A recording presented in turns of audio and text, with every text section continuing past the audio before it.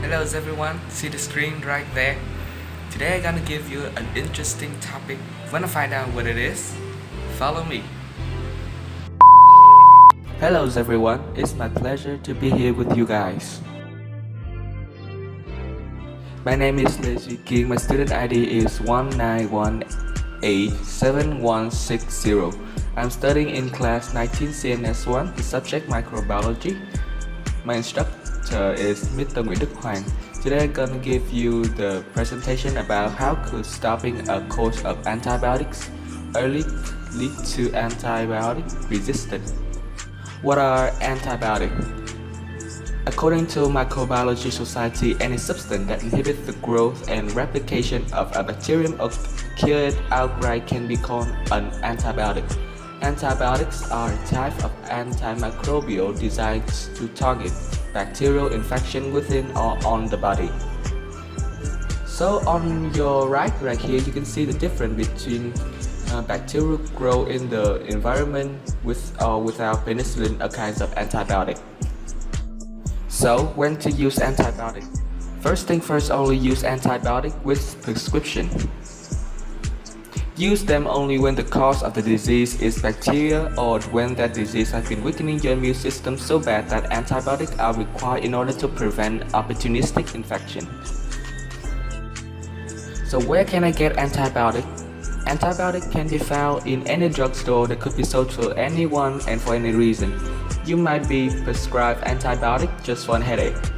So the graph on your right here shows the global antibiotic consumption by class in 2000, the dashed one, and the 2010, the color one. It shows an astonishing skyrocketing antibiotic consumption worldwide, especially in broad spectrum penicillin and cephalosporin. So here comes a new concept. What is antibiotic resistance? According to the US Food and Drug Administration, the misuse and overuse antibiotic, however, have contributed to a phenomenon known as antibiotic resistance. This resistance develops when potentially harmful bacteria change in the way that reduce or eliminate the effectiveness of an antibiotic or antibiotic. Scientists and everyone prefer to call them superbugs. The chart on your left here show a resistance rate in 106 isolated of Klebsiella pneumonia in 13 Vietnamese hospitals between 2016 and 2017. Klebsiella pneumonia is a bacteria that commonly found in your intestine, which is directly exposed to the antibiotic that you take in from your mouth. It shows a high resistance rate to cefotaxime or tobramycin. Some of you might know that colistin is one of our last line defense in antibiotic usage, and colistin is rarely used in hospital because it could cause kidney failure and a lot of problem for the liver. But here in our experiment, you can see that Klebsiella pneumonia is 12% resistant to colistin. Antibiotic resistance is becoming a global health crisis. Antibiotic resistance is a silently blooming phenomenon worldwide. When a person is infected with an antibiotic-resistant bacterium, not only is treatment of that patient more difficult, but the antibiotic-resistant bacterium may spread to other people.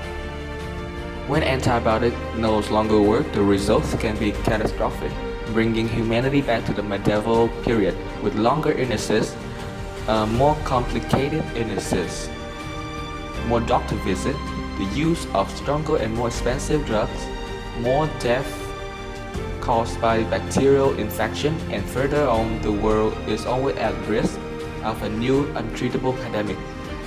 Antibiotic for a cold is one of the things that cause antibiotic resistance. Say Natalie Long, a University of Missouri healthcare family practitioner. When you do that, all the non-harmful bacteria in your body are exposed to the antibiotic and can adapt or evolve, making it harder for them to be killed by that antibiotic in the future. So how a bacterium become antibiotic resistant? There are 4 major steps. The first step is when the bacterial colony is large and a few of them are resistant to antibiotic. The antibiotic resistant gene may spread to a few individuals in the colony. However, there come some costs like they would have lower metabolism rate. So in overall, the number of resistant bacteria will always be lower than the non-resistant bacteria. The second step is when the environment have antibiotic will kill the bacteria causing the illnesses. The non-resistant bacteria as well as good bacteria protecting the body from infection. The third step is the resistant bacteria now have preferred condition to grow and take over. The fourth step, the final step, is the bacteria can even transfer their drug resistance to other bacteria, causing more problem. So in the last step, you may see the phrase like they transfer their gene to other. So how could they do that? They can do that by horizontal gene transfer.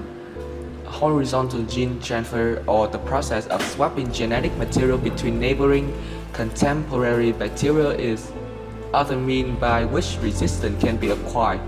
Many of the antibiotic resistant genes are carried on plasmid, transposon or integron that can act as vector that transfer these genes to other members of the same bacterial species as well as to bacteria in other genus or species. Horizontal gene transfer may occur naturally via 4 main mechanisms: transformation, transduction, conjugation, or rarely gene transfer agent. Perhaps you will never take antibiotic. Your immune system will always do its job perfectly. Your microbiome is still exposed to antibiotic from your own diet. So basically, you can't hide from antibiotic, dear antibiotic hater. So the increasing amounts of antibiotic using in livestock industry make antibiotics swam in every corner of your kitchen, from your beef, your cheese, your milk, your lobster, your fish, and even in your Starbucks smoothie. Every drug has its own side effect, so do antibiotics. Many of you at least once heard your mama said like too much antibiotic is no good. So why is that? People take antibiotic to clear bacterial infection. However, antibiotic may cause adverse side effects for some people. Side effects might include digestive problem, fungal infection, drug interaction, photosensitivity, teeth and bone staining. Some more severe side effects are anaphylaxis, Clostridium difficile induced colitis, antibiotic-resistant bacteria, and kidney failure. So if antibiotic side effects are that nasty, should I skip my doses whenever my symptoms fade away? There has been a lot of research into how long antibiotic course should be. To determine the shortest possible length of course needs to completely kill all bacteria. If you're being treated for an infection, the kind of antibiotic your doctor prescribes and the length of the course should be based on the best evidence. Feeling better or an improvement in symptoms does not always mean the infection has completely gone. Your doctor has had years of training and had access to the latest evidence, so always follow the advice. Sometimes you take an antibiotic for 5 days, but sometimes it's 14. What give? Natalie Long, the doctor in the 9th slide, if you remember, said that the treatment vary based on the number of factors, and the duration of antibiotic treatment is something that continually revisited by physician and researcher. Some infections are clear-cut, like ear infection, and the duration is pretty standardized, she explained. Others, like UTIs, have a range of anywhere from 3 to 14 days based on how sick you are, whether the need to be admitted to the hospital, or how quickly you respond to the drug. Another important determining factor is what Other chronic conditions you may have chronically, such as asthma, diabetes, or heart disease. There's a possible explanation what might happen. So when finishing the course of antibiotic as prescribed, on the first day, the bacteria swam in your body and some unpleasant symptoms start to appear. So you started taking antibiotic.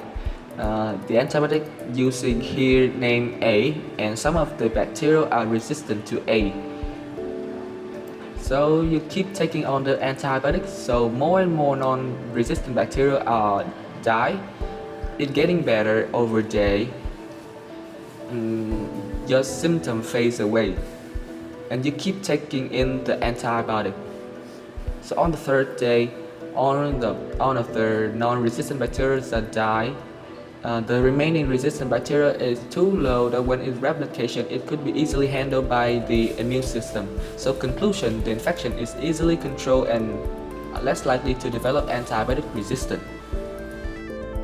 On the other hand, if the course of antibiotic is finished too early, so on the first day of the infection, the bacteria swam in your body and unpleasant symptoms start to appear just like the previous slide that I showed you.